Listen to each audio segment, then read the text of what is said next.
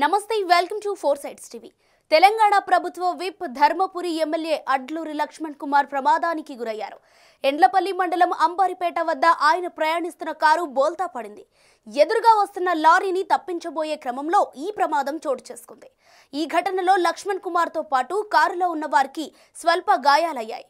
గాయపడిన వారిని కరీంనగర్కు తరలించి చికిత్స అందిస్తున్నారు. తెల్లవారుజామున 3:15 ప్రాంతంలో జరిగిన ప్రమాదంలో అడ్లూరి లక్ష్మణ్ కుమార్ తలకు దెబ్బ తగిలింది. ఈ ప్రమాదంలో మరికొంతమందికి స్వల్ప గాయాలైనట్లు సమాచారం. అయితే లక్ష్మణ్ కుమార్ను హుటాహుటిన కరీంనగర్లోని అపోలో రీచ్ ఆస్పత్రికి తరలించి చికిత్స అందిస్తున్నారు. లక్ష్మణ్ కుమార్కు అన్ని రకాల పరీక్షలు నిర్వహించారని, ఆయన ఆరోగ్యం బాగానే ఉందని వైద్యులు తెలిపారు. వెల్గటూర్ ఎస్ఐతో పాటు పలువురు అధికారులు, కాంగ్రెస్ పార్టీ శ్రేణులు అపోలో ఆస్పత్రి వద్దకు చేరుకున్నాయి.